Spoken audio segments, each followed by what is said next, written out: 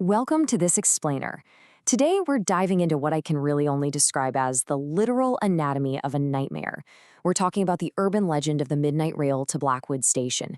We're going to break down exactly how this story builds absolute, inescapable dread, piece by terrifying piece. Let's get right into it. But before we even lay out the timeline of events, you have to hear this warning. This is the core of the entire legend. It establishes a specific time, a specific action you absolutely shouldn't do, and it sets the stakes right out of the gate. Seriously, if you hear that whistle out in the deep woods at 2:13 a.m., you are already in terrible danger. Part 1. Into the Dark Forest. So the story starts off just like any other completely mundane commute. You've got an old night train heading into a thick forest, getting completely swallowed by the darkness. Just a handful of tired passengers moving through the woods, branches scraping against the glass. We've all been on a late-night ride like that, right? Now, this timeline really grounds the terror in cold, hard facts. Look at how fast this escalates. What begins as a quiet, unremarkable ride at exactly 11:47 p.m. becomes a literal trap.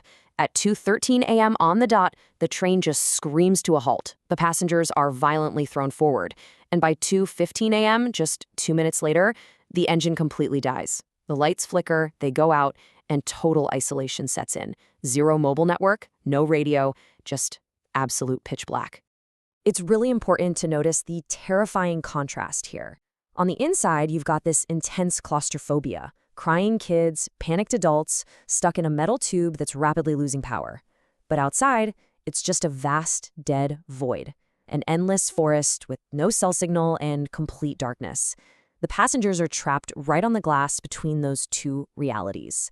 Just imagine yourself stuck in that cabin, staring out into the pitch black, wondering what's out there. Part 2. The things outside. As everyone is sitting there in the dark, trying to figure out what happened, the narrative takes a really sharp pivot. The horror shifts from, a simple mechanical failure to an active, external threat. Because they aren't just stuck. They're being hunted. And whoever or whatever is out there doesn't just attack all at once. They test the boundaries first, in 3 distinct steps. It starts super quiet with step 1, a slow tap, tap, tap, moving window by window, forcing everyone to realize they have company. Then, step 2, violent, booming impacts shaking the entire train like they're trying to breach the hull. And finally, step 3, the visual reveal. Silent, pale figures just suddenly appearing in the trees. It's honestly a masterclass in psychological terror. It builds the tension perfectly. Based on the accounts from the conductor and the surviving passengers, these entities share some highly specific, deeply unsettling traits. There aren't just a few of them. There are dozens. They're impossibly pale with completely black eyes. They're described as tall and thin with their heads tilted at these totally unnatural angles. But you know what the worst part is? They are perfectly motionless. Every single one of them is just standing there, completely still, staring directly at the train. It's meant to freeze the victims in pure, paralyzing fear. Part 3. Nowhere to run. So, up until this point, the threat has been safely on the other side of the glass. But then, the boundary fails. The threat gets inside. Right after the lights flicker, a little girl points under the seats. Her mother looks, sees absolutely nothing, but then the little girl delivers this chilling line. "He told me not to look at his face." And just like that, it's confirmed. The sanctuary of the train is breached. They aren't just watching from the woods anymore, they are literally under the seats, right next to the passengers. And if you needed physical proof, we get it immediately. 5. That is the exact number of long, black marks left on the conductor's ankle. An invisible force violently grabs him from beneath the seats, trying to drag him down while the passengers desperately pull him back up. The supernatural has officially crossed over into outright physical violence. Then, completely out of nowhere, the engine restarts itself. The train just starts barreling forward. But the crazy thing is, there are no tracks ahead. It's just driving straight into the forest, smashing through branches. The conductor forces his way into the driver's cabin to hit the brakes, but the driver is completely gone. The seat is covered in blood, and these 3 words are painted in red right on the inside of the windshield. "Don't stop again." The train plunges into a pitch-black tunnel, and all the lights die entirely. In the dead silence, a whisper echoes through the carriage. "I am already inside." When people finally get their phone flashlights turned on, they realize there are two new, uninvited figures sitting silently in the back row. When someone actually tries to confront them, one of the figures' necks cracks horribly as it smiles, and the other whispers, "You should never have stopped here." Part 4. The 27-Year Curse. This is where the immediate survival horror transforms into something much bigger, a deeply rooted historical curse. So the train violently stops for a second time. Outside, hundreds of those pale figures have surrounded them. The doors start unlocking themselves one by one. Then the conductor's voice comes over the intercom, telling everyone to leave the train. Except the conductor is standing right there, and his mouth isn't moving. The lights cut out, footsteps swarm the carriage, and when the emergency lights flicker back on, the conductor has vanished into thin air. Which forces us to ask the big question: what actually ties this terrifying night to the past?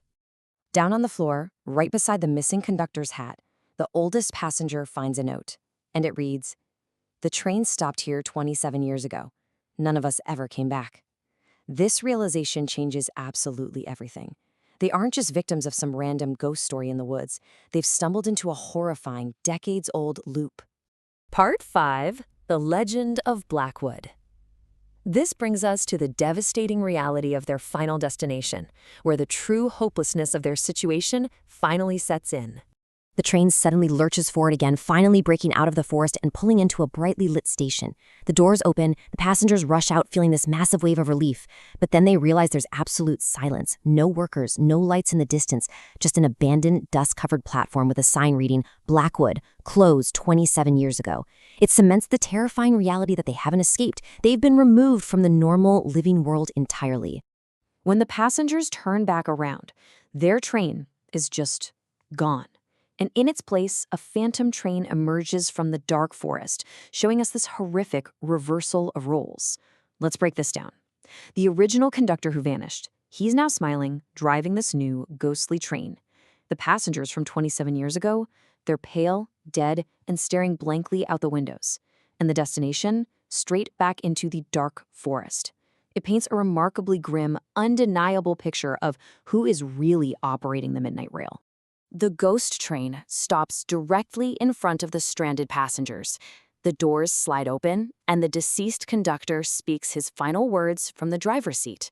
"Your journey isn't over." Then the doors slam shut, the train vanishes back into the trees, and the surviving passengers are left completely alone on that abandoned platform, waiting to face whatever comes next.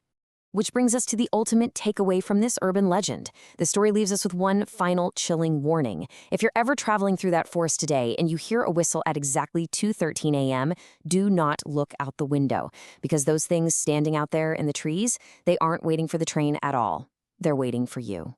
So tell me, what would you do if you heard that whistle in the dark? Thanks so much for joining me for this explainer, and I will catch you on the next one.